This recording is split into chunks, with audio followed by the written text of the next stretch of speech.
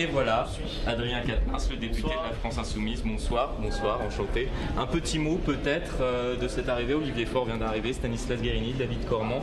Vous êtes le seul député ce soir. Vous n'êtes pas président d'un parti. Dans quel esprit êtes-vous afin d'affronter ces différents dirigeants politiques? C'est vrai que nous sommes tellement partout, notamment ce soir, Jean-Luc Mélenchon est en meeting à Amiens avec Manon Aubry, Manuel Bompard ailleurs. En fait, on est tellement tous répartis pour faire en sorte que ce 26 mai entre dans les têtes, qu'on se répartit les tâches. Et ce soir, moi, pour la première fois, du coup, je me plie à cet exercice avec un certain enthousiasme et en même temps avec le souci d'avoir des propositions à la hauteur du moment. Je crois que le pays est dans une impasse sérieuse et que donc il faut se hisser à la hauteur de ce moment. J'espère être à cette hauteur-là ce soir, en tout cas pour cette première.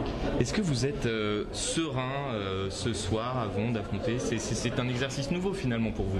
C'est un exercice nouveau, mais il s'agit pour moi de porter la parole de ma formation politique et de faire valoir nos solutions. Moi, je crois profondément qu'à l'épreuve des faits, les solutions que je défends, qui peuvent parfois être caricaturées, sont les solutions les plus raisonnables. Je le pense vraiment. Donc voilà l'enjeu de ce soir. Et puis surtout, le 26 mai, ces élections européennes, bien évidemment, on va en parler ce soir, il y a les enjeux européens et ils sont très importants. Mais au-delà de ça, ce 26 mai s'inscrit dans le mouvement populaire qu'on connaît actuellement.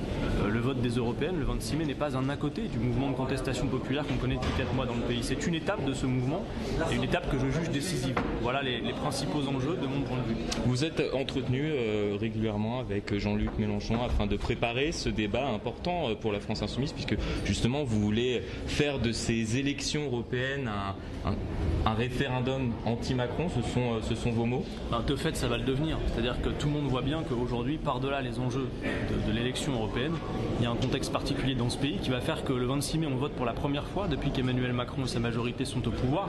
Par ailleurs, on n'est pas gêné à dire qu'il y a un enjeu national et européen dans la mesure où à peu près la moitié de ce que nous votons à l'Assemblée nationale est directement traduit de directives européennes. C'est quand même la question de la souveraineté populaire dans ce cadre particulier et le fait de savoir si l'Europe telle qu'elle fonctionne aujourd'hui, c'est-à-dire en fait un cadre très particulier, celui des traités de l'Union européenne, est un cadre opérant ou pas.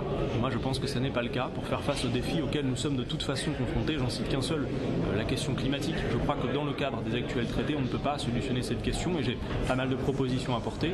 Et puis au-delà de ça, il y a une forte demande dans le pays de justice sociale, fiscale et je crois que l'ordre républicain passe par cette justice sociale. Voilà les principaux enjeux à mon avis. Merci beaucoup. Merci à vous, bonne soirée. À la France Insoumise du Nord, je vais vous laisser rejoindre le plateau.